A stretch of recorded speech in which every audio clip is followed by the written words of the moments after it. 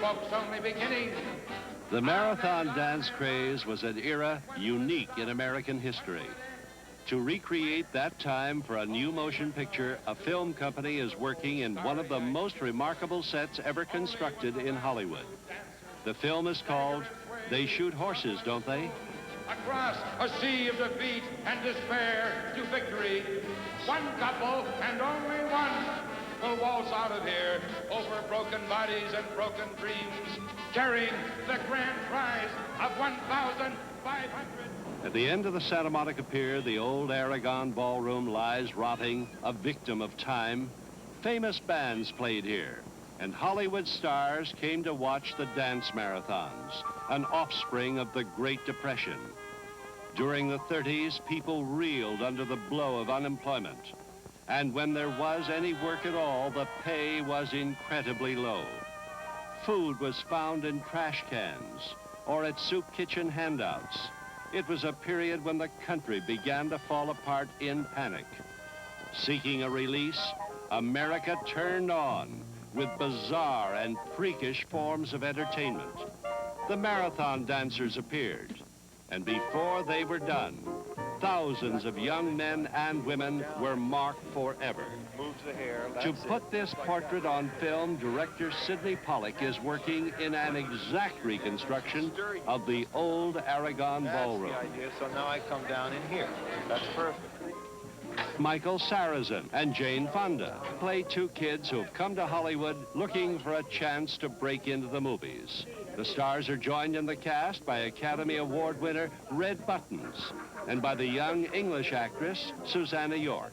She too plays a dancer who competes for prizes put up by the promoter of the ballroom, Gig Young. Also acting in the picture is a former world champion of the Marathon Madness. My name is Kid Chisel, and I hold several records, but I hold 2 world records. I won a dance marathon in Indiana Harbor. That's right south of Chicago in the state of Indiana. This was back in 1928. And from there, I went to a show in Miami, Florida, the Cinderella Ballroom, 1931. But I lost my partner. I had a solo out. I couldn't get a horse. The kids that are called horses are the pros, kids that have shown that they can go over 500 hours in a show. Then they're called horses. Then you know you got a seasoned partner. The music in the film, in the charge of 5-time Academy Award winner John Green. Many of Green's melodies were actually played at the old Aragon Ballroom by Benny Goodman, the Dorsey Brothers, and other famous orchestras. So he is the one man to prepare musicians to play it like it was. While the crew is putting all the pieces together on this immense set, director Pollack and Michael Sarrazin, both accomplished musicians, sit in on a jam session.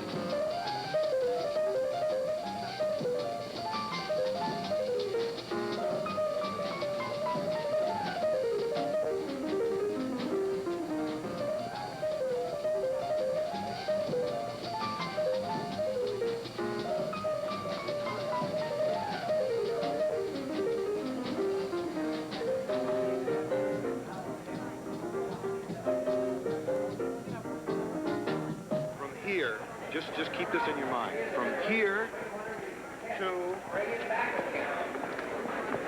here, you're out of both cameras, so I don't mind you running a little. Once you get to this point, from here for that 3/4, keep your knees locked, babe. That's it. Watch him. He's doing it right. He's doing it right. That's it. Good. Swing the arm. That's it. That's it. That's it. That's it. Lock your knees, lock your knees, lock your knees. That's it.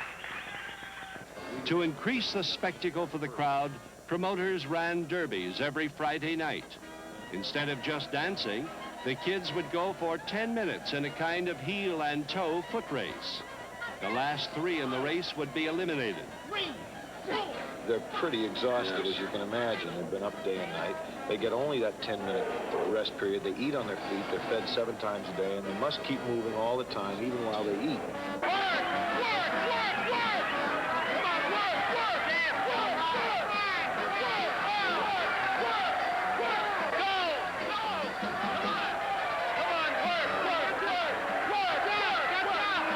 Somewhere around a minute into it, there's a state of exhaustion reached that most people, I don't imagine, have ever experienced in their life.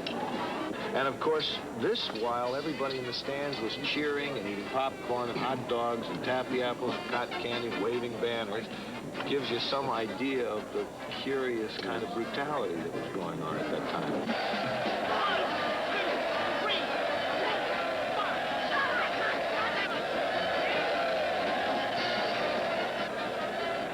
The cast and crew of They Shoot Horses, Don't They, are reviving the excitement of those times when people tried to dance the depression away.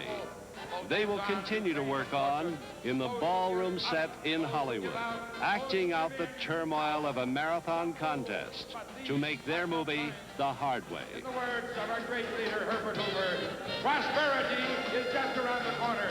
But what do we say about the depression? That's what we say about the depression. Come on, let's hear it, folks. Let's hear it.